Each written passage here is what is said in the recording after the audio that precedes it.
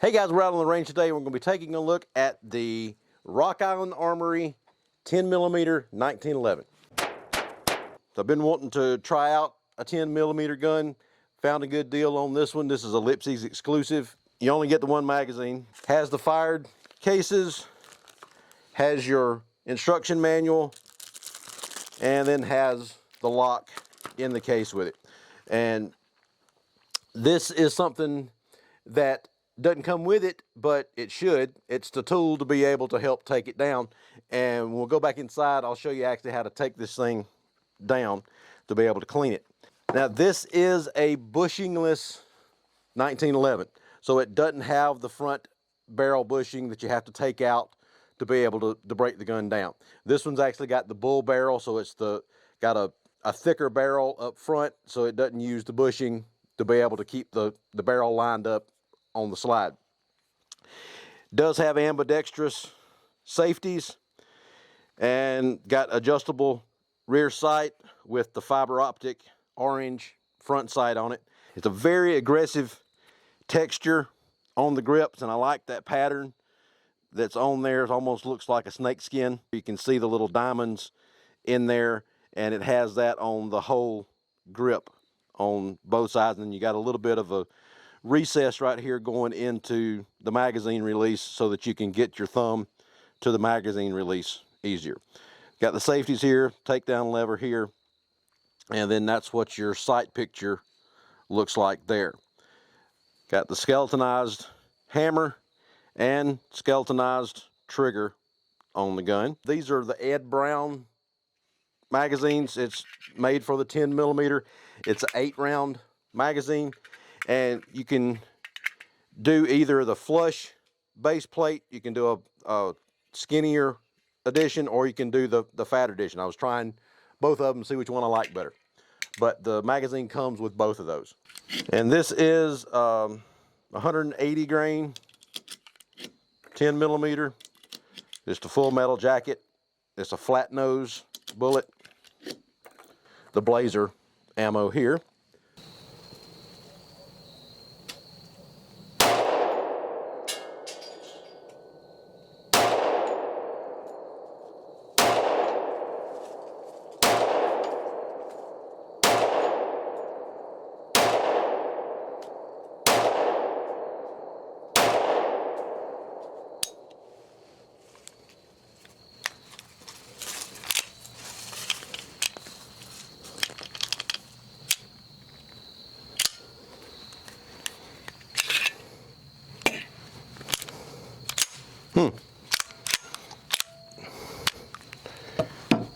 Didn't lock back on the empty magazine for some reason.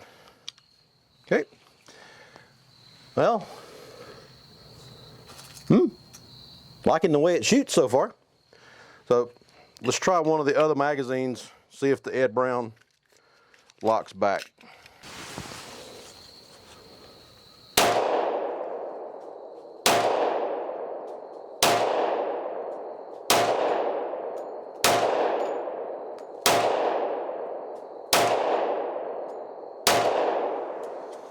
Okay, lock back on that one, so likes that magazine a little bit better. Let's try the original magazine again.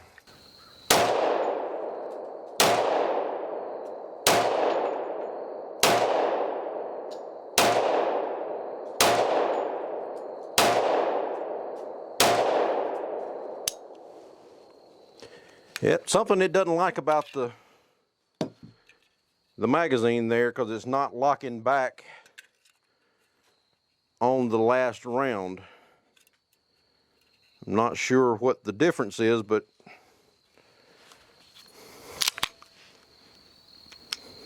let's try the other Ed Brown magazine.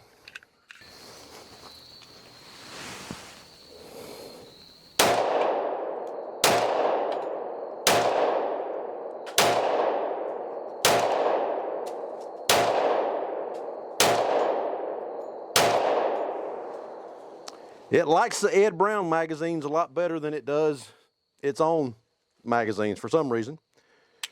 Not sure what the difference is. I'll have to a little bit of a shape difference in the top of the magazines there, but I'm not sure what it is that's not catching on the empty mag to cause it not to lock back. The Ed Brown has the little wings that stick out here, and that doesn't protrude as much on the Rock Island magazine, and then the follower is shaped differently on the Rock Island magazine. With the gun empty and that magazine in there, it will not lock back. Or with the Ed Brown,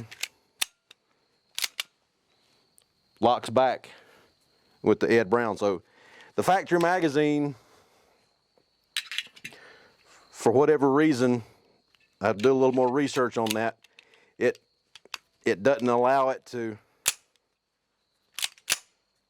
lock back on the empty magazine, which is aggravating. Not necessarily a safety issue, but then you don't know when exactly the gun's empty, so unless you're counting rounds, and it's just a little harder to know when the gun's empty until you get that click. And that's not a very satisfying feeling when you hit the click on the gun. Now that was the Blazer ammo. Let's put a little bit of the Sellier and Bellot ammo. It's still the 180 grain full metal jacket, flat nose bullet, but put a different brand in there, see if there's any difference.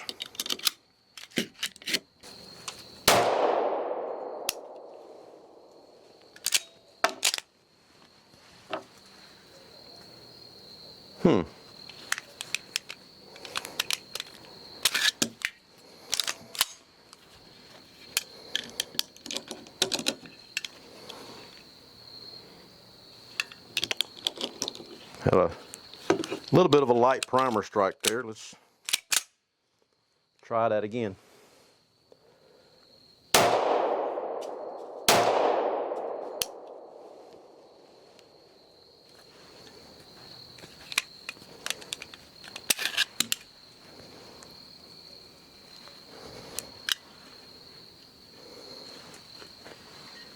Oh, that's one of the screws out of the Ed Brown.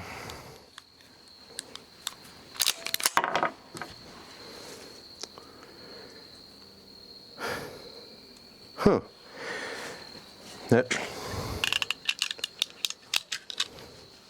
It's striking the primer, but it's not wanting to set off the ammo.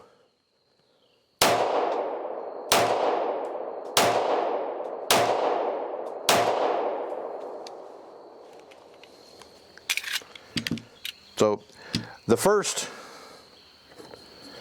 32 rounds that we put through there didn't have a problem at all with light primer strikes or anything like that. Switched over to the Sellier and Bellot and had 2 light primer strikes right away, but they didn't really feel like light primer strikes. It felt more like the primer just didn't want to work properly. And I've kind of eat the center out of that target. We'll go up toward the 8 ring and see how we can just shoot on that.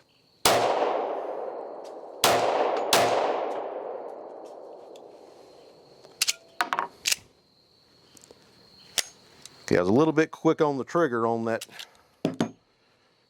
one shot.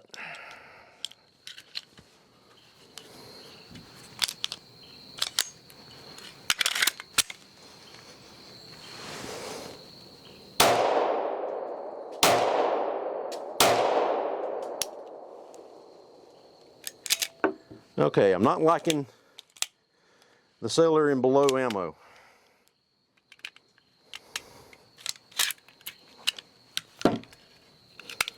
It's hitting that thing, and that should set it off. It doesn't really look like that light of a primer strike.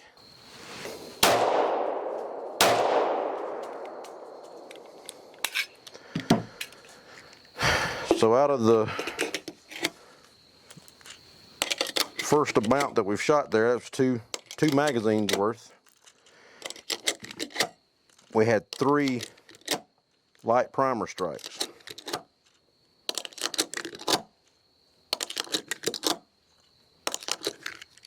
Or not necessarily light primer strikes, but just it didn't set off the round for some reason.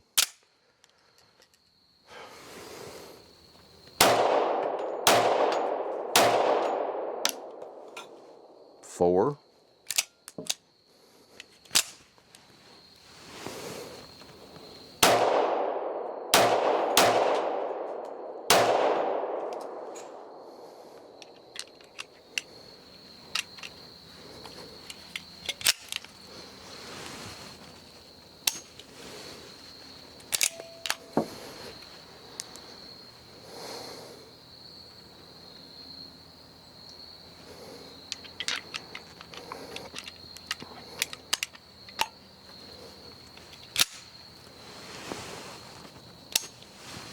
Okay, we got some bad ammo. That's got 3 primer strikes on it, and the dang thing hadn't gone off yet. That's not good.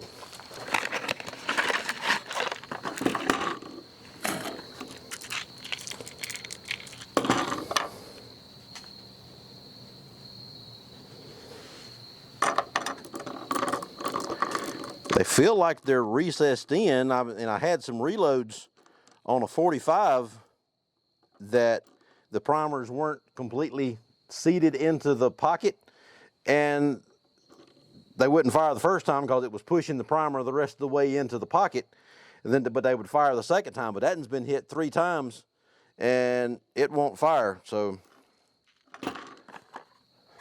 makes me hesitant to shoot the rest of the box there. So let's go back to the Blazer and finish it out.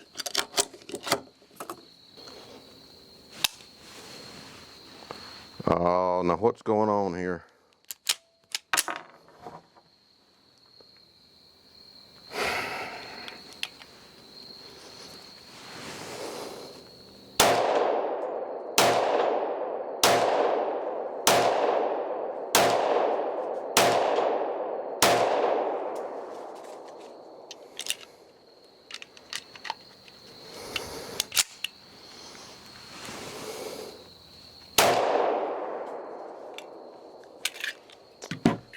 That's odd.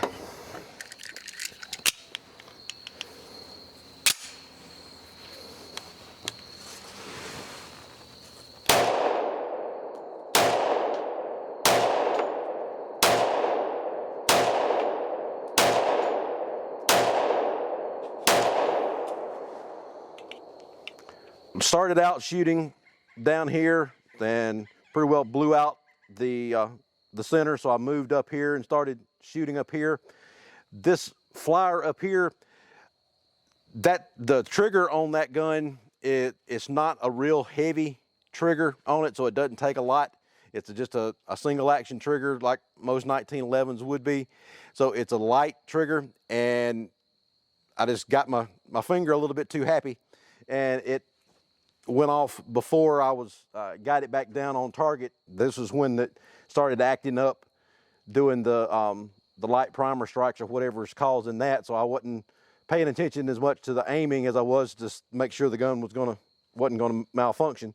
But you can see down here that it pretty well eat the center out of the target. The sights look like they're dead on as far as what I'm hitting out there. I like that the fiber optic front sight. It's real easy to pick up when you're lining up the gun, and it's got a really good feel to it.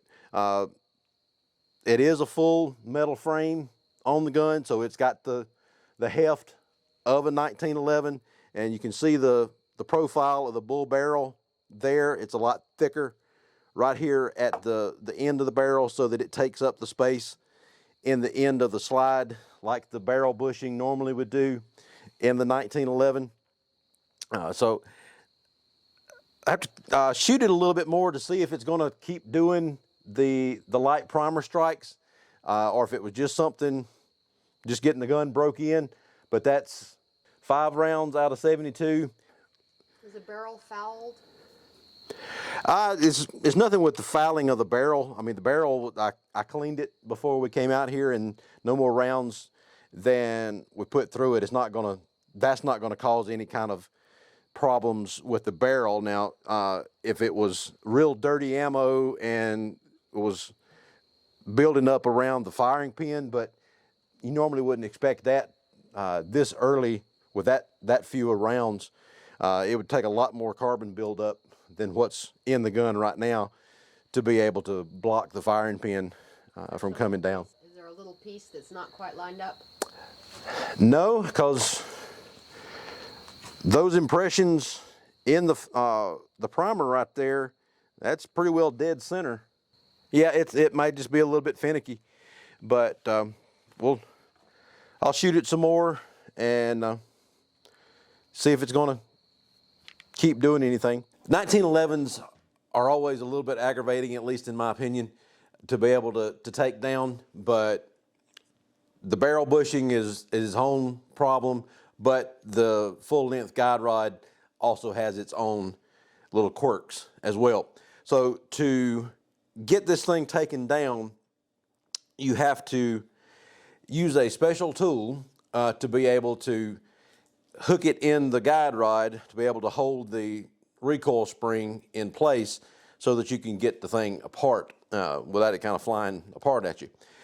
And it'd be nice if Rock Island supplied that tool, but all you need is a paper clip, straighten it out, and then bend one end down at a 90-degree angle so that you can hook it in this hole. Now, once you lock the slide back, you can look down in there and you can barely see where the little hole is. It's right here underneath the dust cover. Okay, there's a little hole right in the guide rod right there at the end of the slide. So you got to put that paper clip in that hole to be able to lock the spring back. You can either do it like this and get the clip put in there while it's still on the gun, and then you release the slide at that point. Got the recoil spring locked in place now, so the slide's not going anywhere, and you can take out the slide catch, and then the slide just comes right off. And then at this point, now you've still got that spring captured. Pull the barrel back, and then the recoil spring and the little guide here comes out as one piece. Now, if you hadn't cleaned it in a while, you'll want to take the pin out here and clean the recoil spring and the guide rod, but I've just cleaned this one again, so I'm not gonna try to take this out right now, but you wanna make sure that stays in place while you got the gun apart. And then, just like any other 1911, the barrel just slides right out the end at that point. The next thing is when you put it back together, you gotta make sure that you get the barrel link where it's supposed to be, and then just slide it back in there and make sure the recoil spring fits back in the dust cover there. And then once you get the link lined up, you can just put that back in. I just got to get that lined up. There we go. I feel like it caught that time. And just get that back in place, and then you can get it back to the little notch right there at the behind the catch for the slide stop there. There's a little half moon indentation. You get that lined up. Get it past the safety here with the safety engages, because you got your piece there, Okay, and then pushes that in. So you got the spring here for the safety that hits on the slide lock there as well. So you got to overcome that little indent right there to be able to do it. And then once you get that put back in there, just lock the slide back all the way, take out your pin, and she's back together. So I really like the way the gun shoots. As you saw from the target that we shot yesterday, it's pretty accurate just right out of the box. Didn't have any problems with accuracy with the gun. Biggest issues that we had on the shooting portion of it was the rounds not going off. And there's one little test I wanted to show you, the pencil test. And all you do, turn the gun up, drop the pencil down in the barrel, and then you know it's unloaded because I just took it apart. So as long as the pencil shoots out the end of the barrel, you're not having light primer strikes. So what I think we were having problems with yesterday when we were actually out on the range shooting was either a bad batch of primers from the Sellier and Bellot, or they were a little bit harder than normal. Because when we put them back in, they would fire the second time, except for that one round. I tried to fire that thing 4 times and it never went off. So I think it was just more that particular batch of ammo, because out of the first 100 rounds that I fired through the gun, I had 8 that didn't fire the first time, and 7 of those were out of that one box of 50 from Sellier and Bellot. And it was the standard full metal jacket, 180 grain bullet, wasn't anything special. But either the primers were a little bit harder than normal, or they might have been pushed down a little bit, or they were sticking up a little bit. So when the firing pin hit them the first time, it pushed them the rest of the way into the primer pocket. And then with the second firing, that actually went off, except for that one I never could get to go off after 4 times. So I just kind of gave up on him. But the other issue that we had was with the factory magazine. This thing will not, it won't lock the slide back on the empty magazine. But with the other magazines that I bought to go with it, the Ed Brown magazines, locks back fine on those. So it's something about the factory magazines, and they also don't go in and out as easy as the other ones do. When you insert the magazine from the Ed Brown, it hits the one spot right there around the magazine catch and then goes on in. The factory magazines are a little bit stiffer going in, and then they don't pop out quite as easy either. But it's something about the way the top of the magazine is shaped that is not catching the part of the slide to hold that thing back. So I have to do a little more research on that. And if you've had that problem before, put a comment down in the comment section there and let me know what the problem was that you had with the gun.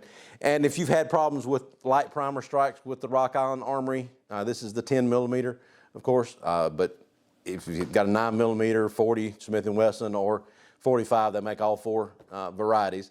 If you've had problems with yours, let me know, and let me know what the solution was for you. So overall, I really like the gun. I like the way it shoots. Of course, it's the 1911, so it's a real heavy gun, full metal frame.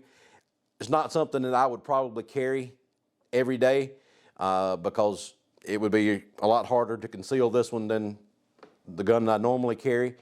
And it'd just be a lot of extra weight to carry around as well with that full metal frame.